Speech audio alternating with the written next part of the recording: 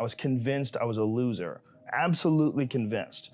Until I started getting really good at martial arts, I never thought I was good at anything. I just had a very low self-esteem. And I was limiting myself by what I thought were other people's opinions of me. This is when I was a really young kid. And I didn't figure this out until I was like in my 30s. But I think that you absolutely can be limited by your perceptions of someone's definitions of you. But you can break through that stuff. That's what you break through with discipline. That's where you break through with hard work and concentration and focus. And that's why it's so important to have like either a discipline or an art or something that you're trying to create or something that you're really focusing on. Because if you don't have like a point of focus as a human, I think it's very hard to get through this life and have an appreciation for true struggle. Because our physical struggle with what our bodies are designed for, the caveman of 10,000 plus years ago, our bodies are still designed for that. That physical struggle doesn't really manifest itself when you're sitting in front of a cubicle, in front of a computer in a cubicle, in this unnatural position all day. I think the whole situation is very confusing for the human body.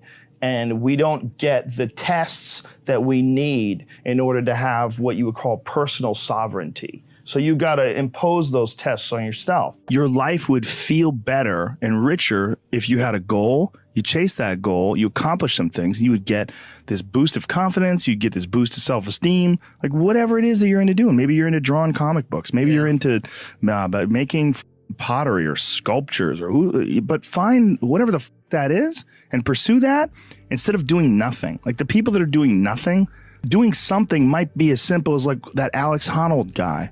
He just climbs rocks, but he's world-class rock climber. It's something. You don't truly appreciate relaxation unless you've worked hard. And that is the yin and the yang of life. And I've said this to the point of people getting sick of it, but one of the worst decisions a man can make, I can only speak for men, obviously, is to be comfortable.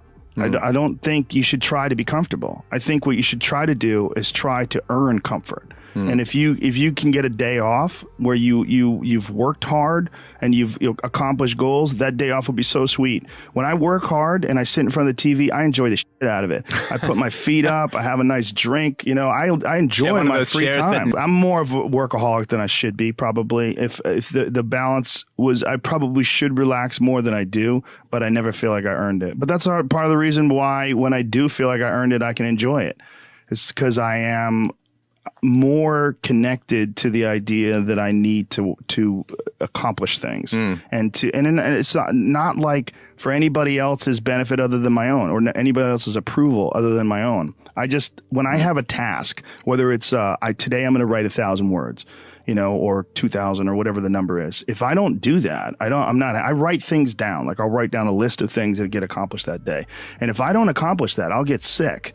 Like it'll drive me crazy. If I can't fill out that list, that drives me nuts, but that's what led me to be a championship level martial artist. That's what led me to achieve it's the reinforcement of those goals, like understanding that you can achieve those goals. It's going to be difficult. You're going to push through the difficulty, and then you're going to understand what difficulty truly is and how much of it is just mental, how much of it is just in your mind, this adversity to difficult task or to struggle.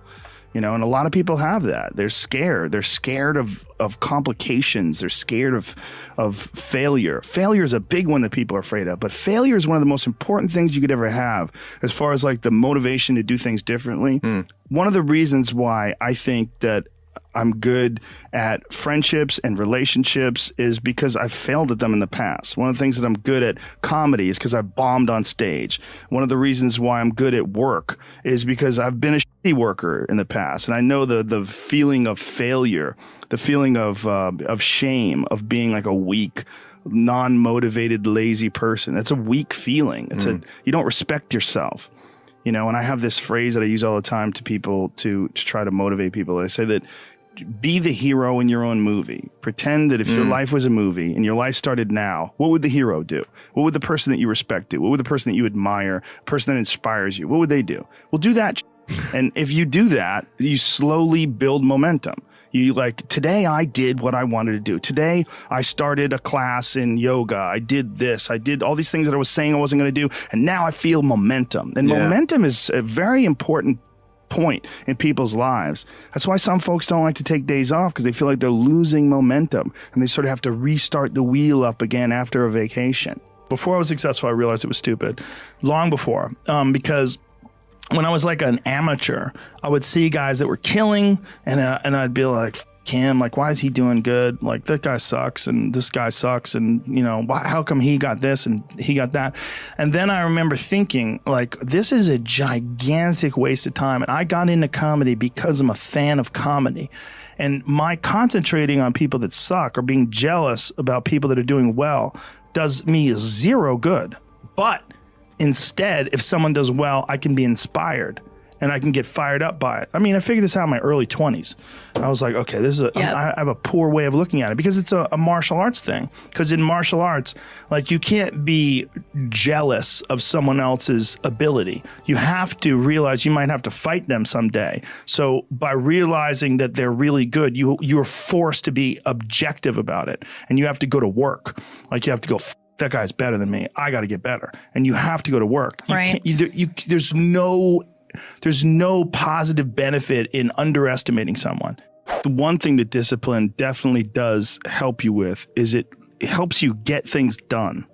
And when you get things done, when you actually do things, you have more success. If you have more success, and sometimes a big part of success is just not being lazy and just doing it. Yeah. That's like 90% of it is just showing up. Get there and start working. Like, you're not going to feel perfect every day. If I only worked out when I felt good, I'd be a fat because there's a lot of days I don't want to do it. It's pretty much the same with everybody that actually gets good at something. There's got to be those days you push through. And they're probably going to be more numerous than the days you don't. And so the benefit of discipline in my eyes has always been that through discipline, I get things done.